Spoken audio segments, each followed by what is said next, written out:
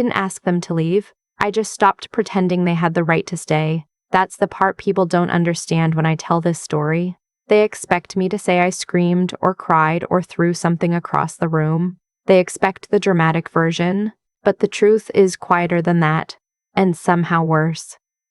I was 22 when my father sat me down at the kitchen table. The one with the wobbly leg he'd been meaning to fix for 6 years, and told me that my husband was not welcome in this family. Not now. Not ever. And if I chose him, I was choosing to walk out that door and not come back. I chose him. I want to be clear about that. I didn't leave because I was naive or reckless or too young to know better.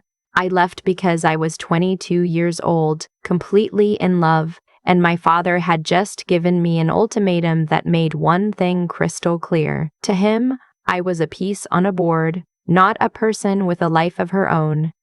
My husband's name is Joel. He was 24 then, working as a junior accountant at a small firm in Columbus, driving a used Civic that had a cracked dashboard and a busted AC. My family had money, old money, the kind that comes with opinions about who belongs at the dinner table and who doesn't. Joel didn't belong according to my father. His family was from Akron. His dad worked at a plant. His mother was a school secretary. My father said more than once that Joel had nothing to offer our family. Our family. Like we were a corporation with shareholders. My mother said nothing. She sat across from me at that wobbly table and looked at her hands the whole time my father talked. I think about that a lot now. The silence of someone who knows something is wrong and chooses the easier thing anyway. I packed 2 bags. Joel was waiting in the parking lot of a Target 3 blocks away because my father had told him 2 weeks earlier that he wasn't allowed on the property. I remember walking out with those bags and thinking, this is the last time I walk down this driveway. The oak tree on the left, the crack in the second paver stone, the way the porch light flickered every time the wind picked up. I memorized it all without meaning to. We got married 4 months later at the county courthouse in Columbus. My maid of honor was my college roommate, Stella. Joel's best man was his brother, a guy named Aaron who showed up in a flannel shirt and cried during the whole thing. It was a Tuesday. We had tacos afterward at a place on High Street that we couldn't really afford. It was the best day of my life. The years after that were not easy, and I won't pretend they were. Joel and I were building everything from zero. We rented a 1-bedroom apartment in Clintonville with windows that fogged up every winter and a radiator that clanged like someone was trapped inside it. I was finishing my degree in accounting. I'd managed to keep my scholarship even after everything, and Joel got a raise that first year that felt like winning the lottery even though it was $4,000. I didn't hear from my parents. Not on my birthday, not at Christmas. My mother sent one card, a generic one from the drugstore, with just her name signed inside. No message, just her name in her careful handwriting. I kept it for a long time before I threw it away. I graduated in the spring, got hired at a mid-size firm downtown, and started learning what I was actually good at. It turned out I was very good at forensic accounting. Finding the thing that doesn't add up. Following the number that doesn't belong. My supervisor called me precise. A colleague called me relentless. I called it survival instinct. I'd spent my whole childhood watching my father manage money in ways that didn't quite make sense to me, and I taught myself to notice the gaps. By the time I was 27, I'd been promoted twice and Joel had moved to a larger firm. We bought a house in Bexley, nothing fancy, a 3-bedroom colonial with a backyard and a porch. And for the first time in my adult life, I felt like the ground under my feet was solid. We couldn't have children. That's the part of the story I don't tell often because it still has a particular weight. We found out when I was 28. The doctor was kind about it in the way that doctors learn to be kind, with careful words and pamphlets, and I sat in the passenger seat of Joel's car in the parking garage and didn't say anything for a long time. Joel held my hand and didn't say anything either. That's one of the things I love about him. He knows when silence is the right language. We grieved it. Then we got up. We talked about adoption, then decided we weren't ready yet, then changed our minds, then started the process, then hit a wall of paperwork that took 2 years to clear. The point is, we kept moving. We had Stella and her husband over for dinner on Friday nights.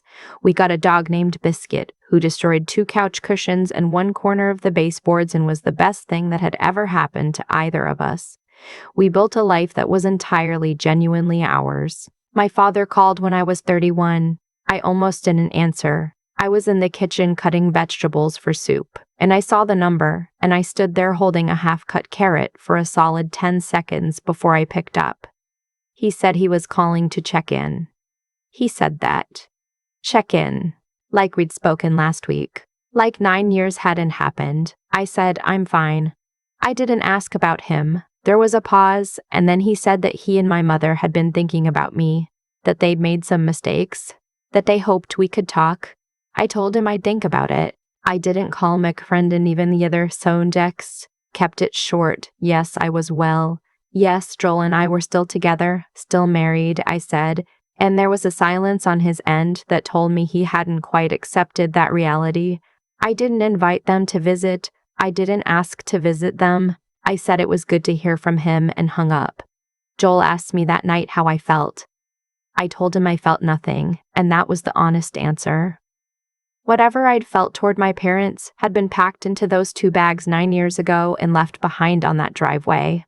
What I didn't tell Joel, what I didn't tell anyone, was that I'd also started looking at things. My father ran a private investment group, nothing flashy, mostly managing money for a small pool of family friends and old business associates. He'd always been vague about the details when I was growing up, which I'd accepted as a child and now, as a forensic accountant, found distinctly interesting. The call felt like a loose thread. I didn't yank it yet, I just noted where it was. He called again 2 months later, then my mother called. Short calls, careful, the way people speak when they're testing the temperature of the water. I picked up every time. I listened more than I spoke. I made no promises. It was my mother, on the 4th call, who let something slip. She mentioned an audit. Just once, quickly, like she regretted it immediately after. An inquiry from the SEC. Nothing serious, she said, routine. The thing about forensic accountants is that we know there is no such thing as a routine SEC inquiry. I went back to work on Monday and spent my lunch hour running searches on my father's investment group. What I found over the following weeks was not a smoking gun. It was more like a slow drip. Investors who hadn't seen full returns in years. Filings that didn't line up.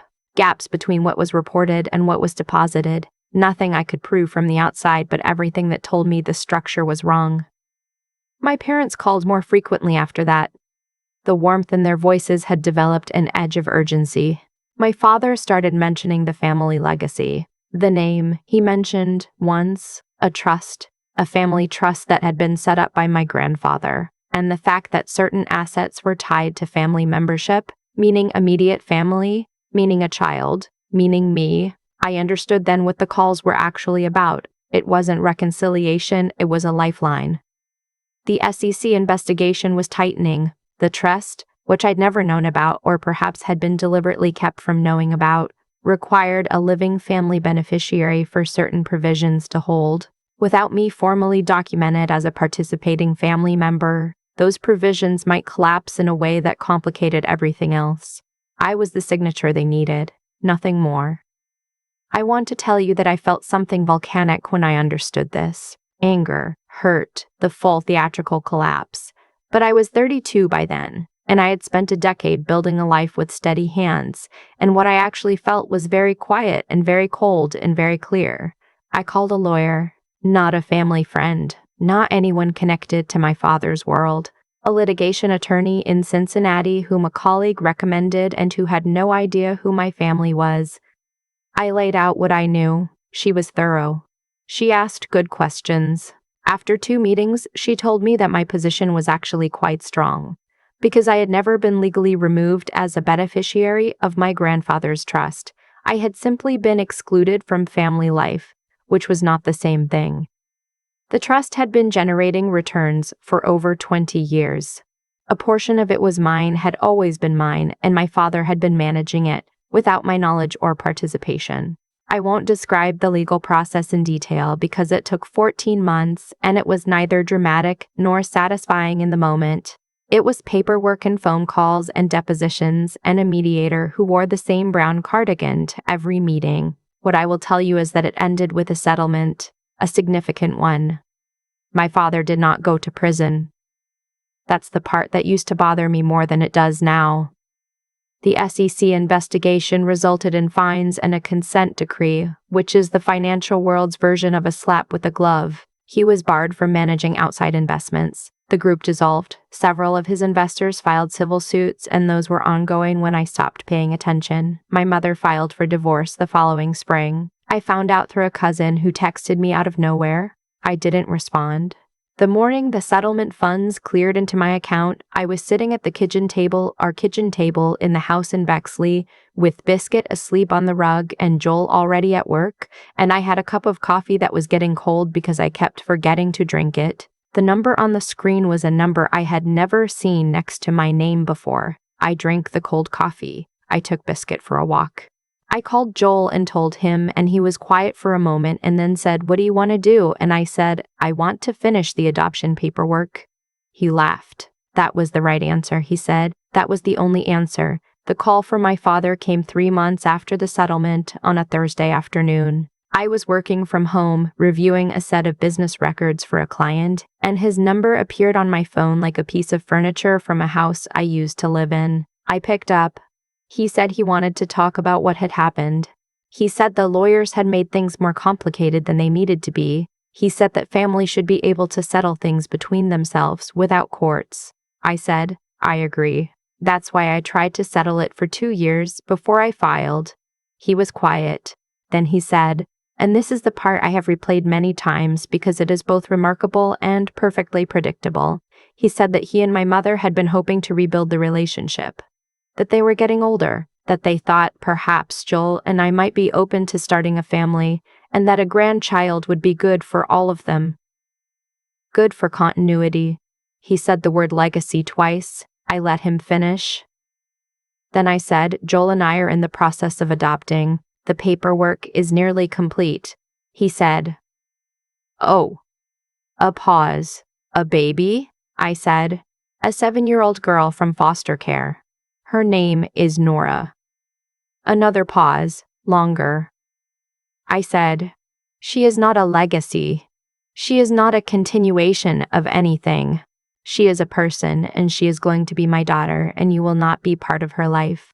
He started to say something about that being harsh, about me not having to make permanent decisions, about leaving the door open. I said, "I think I've been clear." And I hung up. Nora came home to us 6 weeks later on a Saturday in October. She walked in the front door carrying a backpack with a broken zipper, and immediately spotted Biscuit, who went completely insane with joy in the way that only dogs understand how to do. She laughed. A real laugh. Loud and sudden. The kind that sounds surprised by itself, and I thought, there it is. That's the thing that was always supposed to happen. She's 8 now. She has opinions about everything. She thinks cilantro is an attack on humanity. She can beat Joel at chess 2 games out of 5, and she refers to Biscuit as her emotional support disaster. She is the funniest, sharpest, strangest little person I have ever known. And she is mine in the way that nothing in my life has ever been mine before. Not by blood or legacy or the satisfaction of anyone's expectations. Just mine. Because we chose each other. My father sent a card at Christmas last year. A generic one from the drugstore. Just his name inside in his careful handwriting. I looked at it for a moment, then I put it in the recycling bin. There's a particular kind of peace that doesn't come from forgiveness and doesn't come from revenge. It comes from understanding, with total clarity, what something was actually worth. My father spent 30 years treating family like a financial instrument. He made calculations about worth and return and legacy and what names on documents could do for him. He raised a daughter and missed it entirely because a daughter was never what he was looking for. He was looking for a signature. An heir, a continuation of a name that would outlast him. What he got was a closed door and a 7-year-old girl who will never know his name. I think about that walk down the driveway sometimes. The oak tree, the cracked paver, the porch light flickering. I was 22, and I had 2 bags and a plan that only went as far as that Target parking lot. I didn't know about the trust. I didn't know about the audit or the lawyers or the settlement or Nora. I didn't know about Biscuit or the house in Bexley or the house in Bexley or the Friday night dinners or any of it. I just knew that the table was wobbly and nobody had fixed it in 6 years, and I was done waiting for things in that house to be different than they were.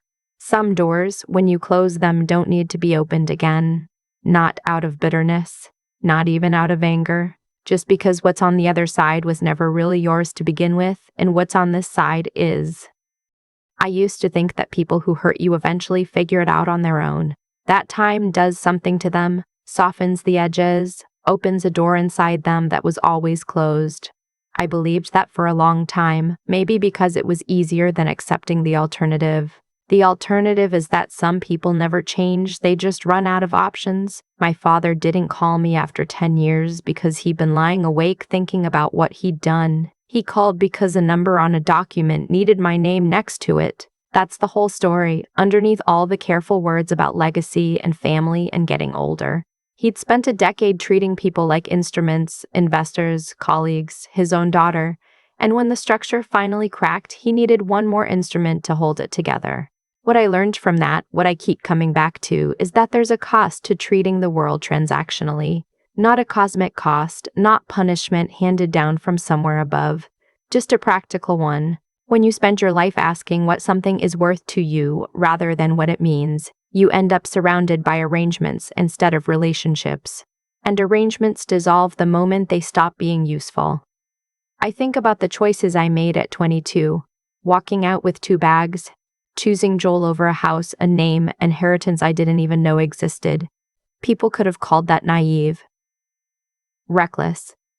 Throwing away security for a guy with a cracked dashboard and a used Civic. But what I was actually doing, though I couldn't have articulated it then, was deciding what kind of person I wanted to be, not what kind of life I wanted to have. What kind of person? That distinction matters more than I can explain, because the person I decided to be at 22 is the reason I knew what to do at 32. It's the reason I could sit across a mediator in a brown cardigan for 14 months and not flinch. It's the reason I could hear my father say the word legacy and understand, without any bitterness, exactly what he meant and exactly why the answer was no. There's something that happens when you commit, early and completely, to doing the right thing even when it costs you. You get sharper, not harder, sharper. You stop being confused by people who operate differently because you understand the logic of what they're doing. You see the gaps in their numbers. You follow the thread. That's what my work trained me to do with spreadsheets. But I think I learned it first from my family. Joel and I built everything we have without a safety net, without a name, without anyone's inheritance.